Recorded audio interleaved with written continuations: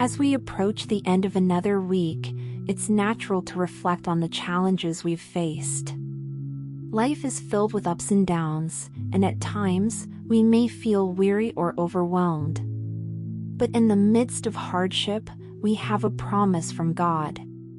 A promise of restoration, strength, and unwavering support. In 1 Peter 5 verse 10, the Apostle Peter reminds us of God's faithfulness to bring us through trials and refine us in the process. This verse not only offers comfort but also speaks of a divine work in progress that will continue until the day of Christ Jesus.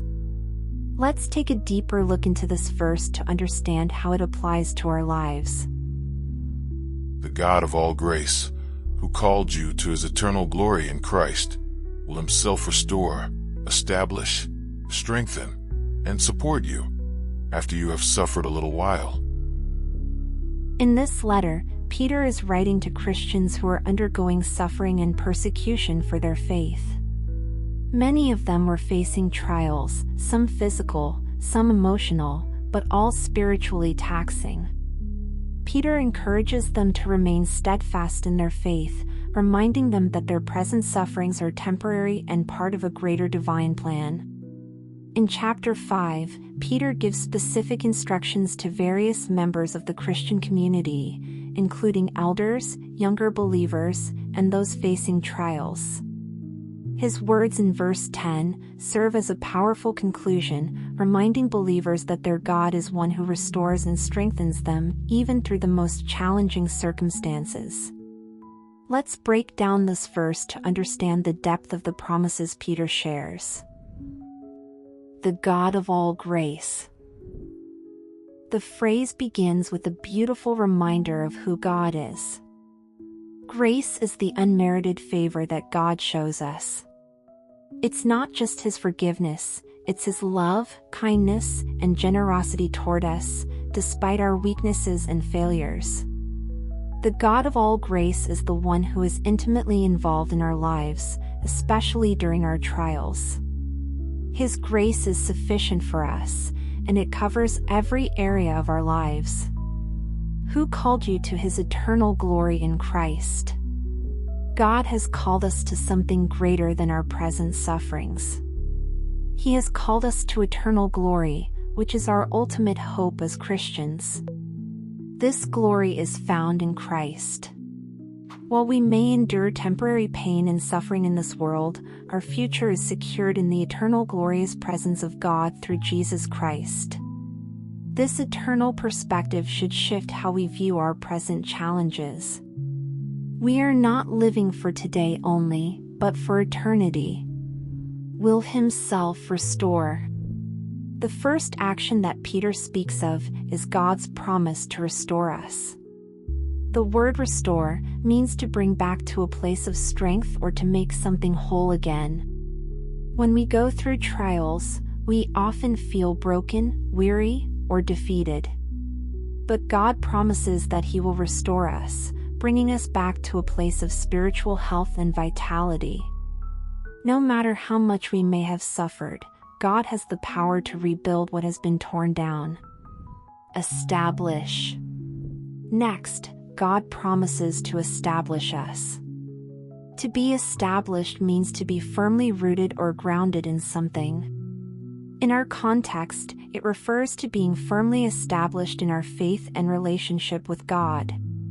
Trials can shake us, but God will strengthen our foundation.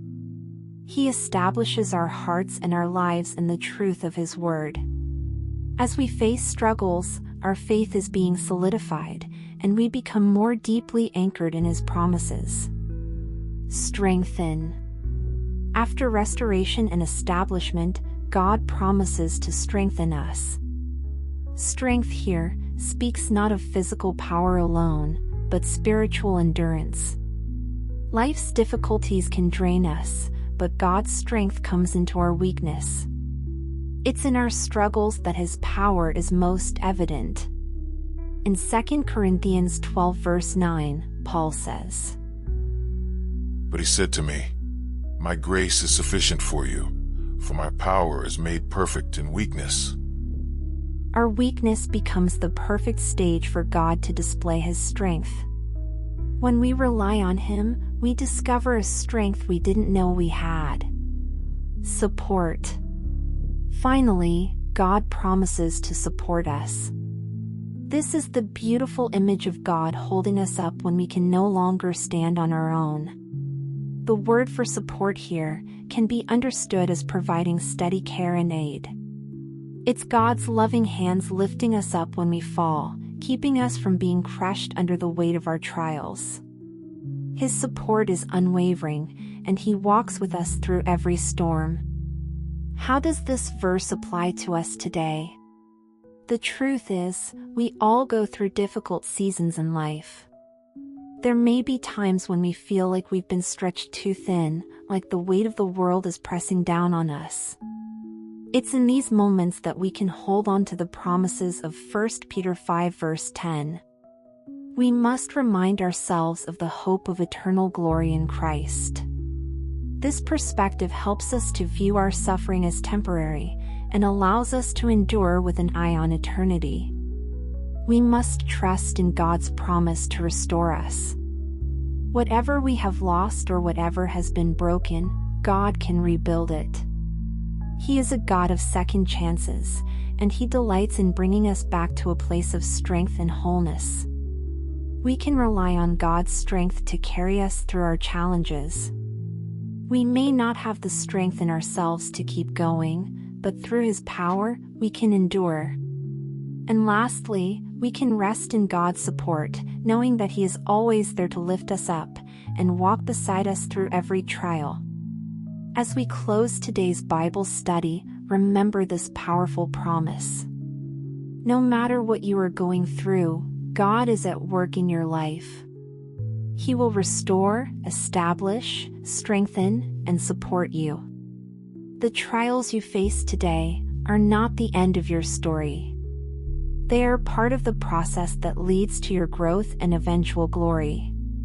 Keep trusting in Him, and know that He is faithful to complete the good work He started in you. Amen. Thanks for watching, and if you're ready to keep going deeper into God's Word, watch the next video to continue growing in faith and understanding.